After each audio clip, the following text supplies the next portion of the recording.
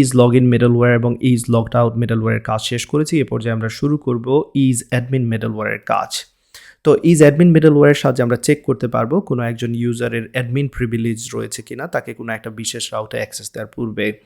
তো এখানে কিছু জিনিসে অবশ্যই আমি পরিবর্তন আনতে চাচ্ছি, ডেফিনেটলি কিছু রিফ্যাক্টরিং করতে যাচ্ছি। আমি হয়তোবা শুরুর দিকে চেক করিনি ভালো করে। এখানে অ্যাক্সেস টোকেনের জন্য আমরা 15 মিনিট দিয়ে দিচ্ছি, যেহেতু এখানে কুকিজে 15 মিনিট দিয়েছি। এই জিনিসটা আপনারা ঠিকঠাক করে নেবেন। অ্যান্ড দেন আমরা এখানে আর কি করতে পারি আমি ভেরি কুইকলি চেক করতে যাচ্ছি। আপনাদের নিশ্চয়ই মনে আছে, যখনই আমরা লগ ইন করছি, আমরা লগ ইন করার সময় ডেফিনেটলি সেই ইউজারের আইডিটা আমাদের অ্যাক্সেস টোকেনে আমরা স্টোর করেছিলাম। এই যে দেখতে পাচ্ছেন, আমি আসলে মাইন্ড চেঞ্জ করে নিয়েছি, পুরো ইউজারকেই আমি অ্যাক্সেস টোকেনের মধ্যে রেখে দেবো। কারণ এই ইউজারের মধ্যে কি রয়েছে আপনাদের নিশ্চয়ই মনে আছে। আমি যদি দেখাই একজন ইউজারের name, ID, email, password, phone, is admin. তো এই জিনিসটা আমার লাগবে ইজ অ্যাডমিন। ডিফারেন্ট টাইমে হয়তো বা ডিফারেন্ট ফিল্ড লাগতে পারে, সেই জন্য পুরো ইউজারকেই কিন্তু টোকেনের মধ্যে রেখে দিলাম। এবার এই ইউজারকে চাইলে আমরা অবশ্যই অ্যাক্সেস করতে পারবো আমরা যখনই ডিকোডেড করব তখন। তো এখানে আমি জাস্ট ইউজারকে যদি রেখে দিই, সেক্ষেত্রেও আমার এটা পারফেক্টলি কাজ করবে। আমি এখানে অবজেক্টের মধ্যে রেখে দিচ্ছি না, জাস্ট ইউজারকে রেখে দিচ্ছি, কারণ ক্রিয়েট.json ওয়েব টোকেনে আমরা পেলোড হিসেবে ইউজারকে স্টোর করে রাখছি। ওকে, ফাইন। এবার আমরা যদি এইখানে অ্যাক্সেস টোকেনের মধ্যে পুরো ইউজারটা দিয়ে থাকি, সেক্ষেত্রে আমাদের যে অথ কন্ট্রোলার রয়েছে, অ্যাকচুয়ালি auth.js রয়েছে, অর্থাৎ ইজ লগড ইন মিডলওয়্যারের মধ্যে, এই জায়গায় আমি একটা পরিবর্তন করেছিলাম। request.body.user id ডিকোডেড থেকে শুধু আইডিটা সেট করেছিলাম, কিন্তু এবার আমাদের ডিকোডেডের মধ্যে আসলে কি রয়েছে ডেফিনেটলি মনে আছে আপনাদের। ডিকোডেডের মধ্যে ইউজার থাকবে, তারপরও আমি আপনাদের দেখাতে যাচ্ছি। তো ধরা যাক আমরা যদি এবার লগ ইন করি, আবারও আমি পুরো প্রসেসটা দেখাতে যাচ্ছি। লগ ইন করে নিলাম।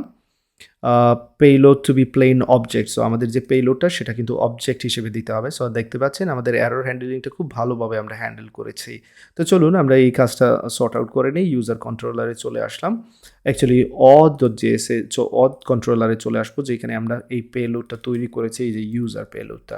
সো এবার পারফেক্টলি কাজ করবে। আবারও চলে আসলাম এবং এইখানে যদি সব কিছু ঠিকঠাক থাকে, দেখতে পাচ্ছেন ইউজার লগ ইন সাকসেসফুলি দেখাচ্ছে এবং এইখানে অ্যাক্সেস টোকেন চলে এসেছে এবং এই অ্যাক্সেস টোকেন কিন্তু 15 মিনিটের জন্য ভ্যালিড থাকবে। তো চলুন এবার যে কাজটা আমরা করতে যাচ্ছি, আমরা যখনই ইউজারের ইনফরমেশন জানতে চাইবো, স্যান্ডে ক্লিক করলাম। নিশ্চয়ই আপনাদের মনে আছে এটা ইজ লগড ইনের মাধ্যমে যাবে। তো ইজ লগড ইনের মাধ্যমে যদি যায়, সেক্ষেত্রে আমরা ইজ লগড ইনের মধ্যে কি প্রিন্ট করেছি, ডিকোডেড, এবং ডিকোডেডে দেখতে পাচ্ছি সব ডেটা রয়েছে। এই ডিকোডেড থেকে শুধু আমি ইউজারকে চাচ্ছি, অর্থাৎ ডিকোডেড ডট ইউজার, এটা আমি চাইলে প্রিন্ট করতে পারি। তো এই ডিকোডেড ডট ইউজারকে আমি পুরো রিকোয়েস্ট ডট ইউজারের মধ্যে রেখে দিব, অথবা রিকোয়েস্ট ডট বডির মধ্যেও চাইলে রাখতে পারি। এখানে রিকোয়েস্ট ডট ইউজারের মধ্যে রেখে দিচ্ছি। সো আপনাদের বোঝার সুবিধার্থে যদি এতটুকু আমি করি, এবং এই রিকোয়েস্ট ডট ইউজার যদি পরবর্তীতে আমরা জানি, যখনই আমরা কোনো একজন ইউজারের ইনফরমেশন আমরা খুঁজতে চেষ্টা করছি, সেটা কিভাবে কাজ করে নিশ্চয়ই আপনাদের আগেও আমি এখানে এক্সপ্লেন করেছি। আবারও যদি এক্সপ্লেন করার প্রয়োজন হয়, সেটা আমি করে নিচ্ছি। একজন ইউজার তার ইনফরমেশন খুঁজে নেওয়ার পূর্বে, গেট ইউজার বাই আইডি এই কন্ট্রোলারে যাওয়ার পূর্বে ইজ লগ ইন কিন্তু কাজ করে। এবং এই ইজ লগ ইনে আমরা কী করেছি, আমরা এই ইজ লগড ইনের মধ্যে সেট করেছি রিকোয়েস্ট ডট ইউজার নামে একটা জিনিসের মাধ্যমে, এবং ভ্যালু দিয়েছি ডিকোডেড ডট ইউজার, অর্থাৎ পুরো ইউজারকে কিন্তু এই ইউজারের মধ্যে রেখেছি। এবার এই রিকোয়েস্ট ডট ইউজার আমরা চাইলে ব্যবহার করতে পারি। চলুন আমরা সেটা দেখি কিভাবে।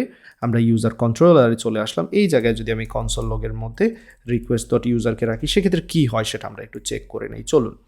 সো আবারও আমি গেট ইউজার বাই আইডি দিচ্ছি, এখানে ক্লিক করছি। এখানে পারফেক্টলি যদি কাজ করে, দেখতে পাচ্ছেন ইউজার ওয়াজ রিটার্ন সাকসেসফুলি, এবং এইখানে কিন্তু আবারও পারফেক্টলি এখানে কাজ করেছে। দেখতে পাচ্ছেন রিকোয়েস্ট ডট ইউজারের মধ্যে যা কিছু ছিল সব কিছু কিন্তু এখানে প্রিন্ট করে দেখাচ্ছে। দ্যাট মিনস আমাদের এইখানে যে আমরা রিকোয়েস্ট ডট ইউজার যে সেট করেছি, সেটা কিন্তু যে কোনো সময় আমরা ব্যবহার করতে পারবো, এবং রিকোয়েস্ট ডট ইউজার থেকে আমরা অনেক কিছু কিন্তু খুঁজে নিতে পারি, ইজ অ্যাডমিন, ইজ ব্যান, অনেক কিছু খুঁজে নিতে পারি।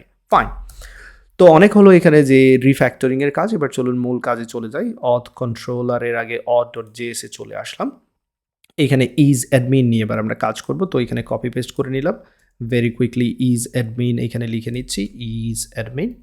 ফাইন। এবং ইজ অ্যাডমিনকে যদি আউটসাইড থেকে ইউজ করতে চাই, সেক্ষেত্রে আমাকে এখানে বলে দিতে হবে ইজ অ্যাডমিন, রাইট? তো এতটুকু কাজ। এখানে আসলে কি করতে হবে, আমরা অ্যাডমিন কিভাবে চেক করবো, এটা ভেরি সিম্পল কাজ। আপনাদের নিশ্চয়ই মনে আছে যে আমরা অ্যাডমিন চেক করার পূর্বে অবশ্যই চেক করে নেব ইজ লগড ইন কিনা। আর যদি ইজ লগড ইন আমরা চেক করি, সেক্ষেত্রে কিন্তু এই রিকোয়েস্ট ডট ইউজারের কিন্তু অ্যাক্সেস আমাদের আছে, তাই না? তো আমি সেটা আপনাদের দেখাতে চাই। আমি এখানে অনেক কিছু রয়েছে, আমি সব কিছু সরিয়ে নিচ্ছি।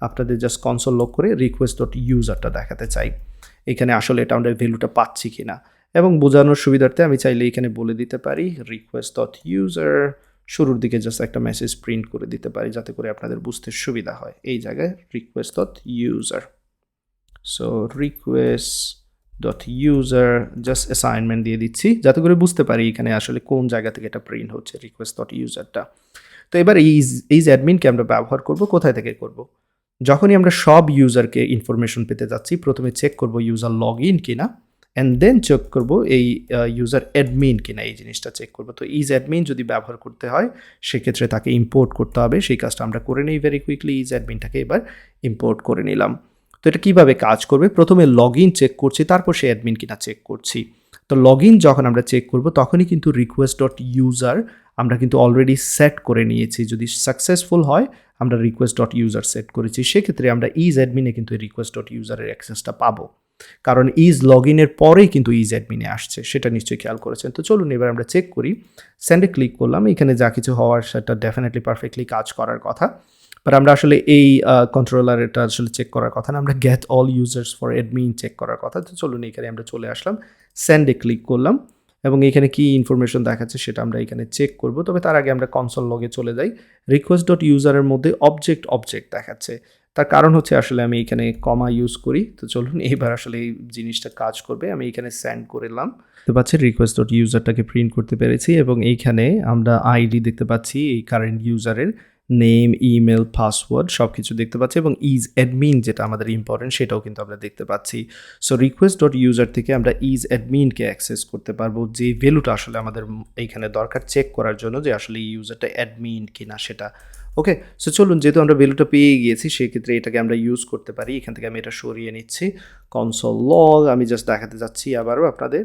Sorry request dot user dot isAdmin এই ভ্যালুটা জাস্ট প্রিন্ট করে দেখাতে যাচ্ছি তো আমি যদি এখানে ক্লিক করি API/ইউজার্সে ডেফিনেটলি এখানে রিটার্ন করবে সবগুলো ইউজার্স কারণ আমরা এখানে নেক্সট দিয়ে রেখেছি যেটা ভ্যালিডেশন ছাড়া আসলে এটা অ্যাডমিন কিনা সেটা চেক করিনি আমরা জাস্ট ভ্যালুটা প্রিন্ট করছি এবং এখানে isAdmin-এর ভ্যালু কিন্তু ফলস দেখাচ্ছে তো এবার আমরা এই ভ্যালুটা কাজে লাগাতে পারবো চেক করার জন্য যে এই ইউজার যদি অ্যাডমিন হয় সেক্ষেত্রে পরবর্তী যে মিডলওয়্যার সেইখানে যাবে আদারওয়াইজ এখানে আমরা এরর থ্রো করব ওকে তো চলুন সেই কাজটা করি ইফ আমরা এখানে বলে দিতে পারি request dot user dot isAdmin যদি অ্যাডমিন হয় সেক্ষেত্রে আমরা কি করব আর যদি অ্যাডমিন না হয় সেক্ষেত্রে আমরা কি করব সেটা কিন্তু এখানে বলে দিতে পারি তো যদি অ্যাডমিন না হয় সেক্ষেত্রেই প্রথমে আমি বলে দিই এই জায়গায় নট ইকুয়াল যদি এরকম বলি যে নট অ্যাডমিন সেক্ষেত্রে আমরা কি করতে যাচ্ছি সেটা এখানে বলে দিই সেক্ষেত্রে আমরা একটি অ্যারো থ্রো করতে পারি আমি এখান থেকে অ্যারোটা কপি করে এই জায়গায় পেস্ট করে দিচ্ছি